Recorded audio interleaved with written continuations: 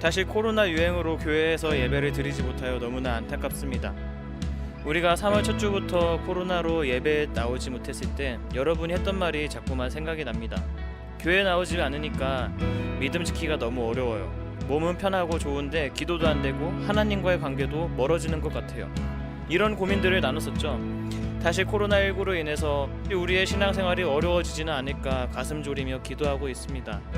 중등예안교회 친구들, 이번에는 우리가 마음을 굳게 잡고 하나님과 더 가까워지는 시간이 되길 바랍니다.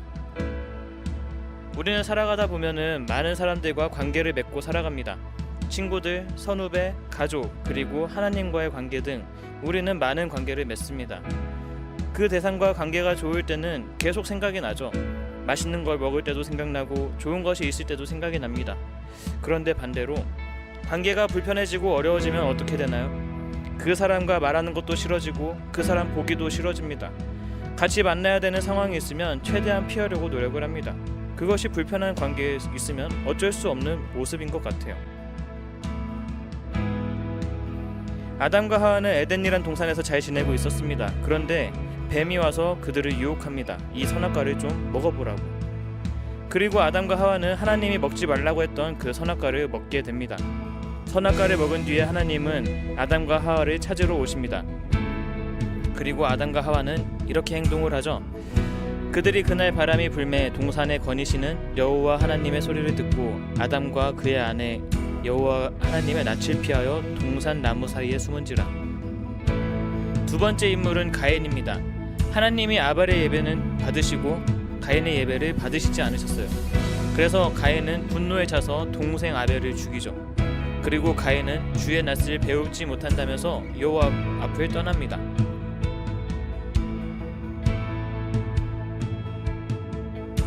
마지막 한 인물은 요나입니다.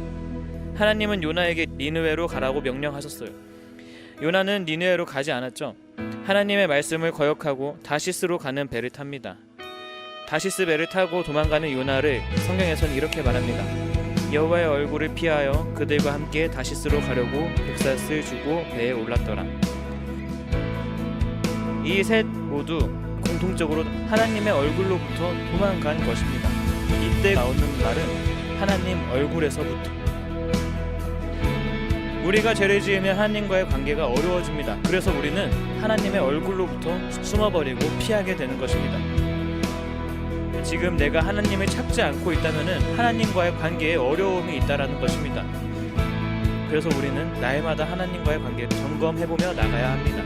지금 나는 하나님과의 관계가 올바로 서 있는지, 아니면 하나님을 찾지도 않고 구하지도 않고 있는지, 나의 시선은 하나님의 얼굴을 향하고 있는지 한번 살펴봐야 하는 것입니다.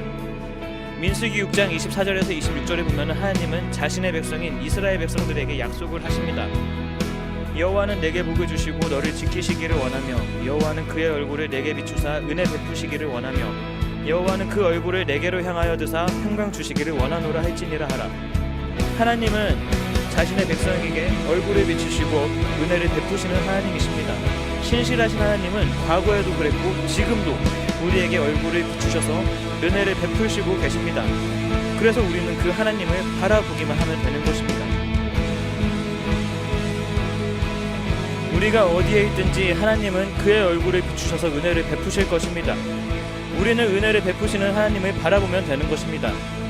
사랑하는 중등예안교회 친구들, 우리가 다시 코로나로 인해 모이지 못하고 각자의 처소에서 예배를 드립니다.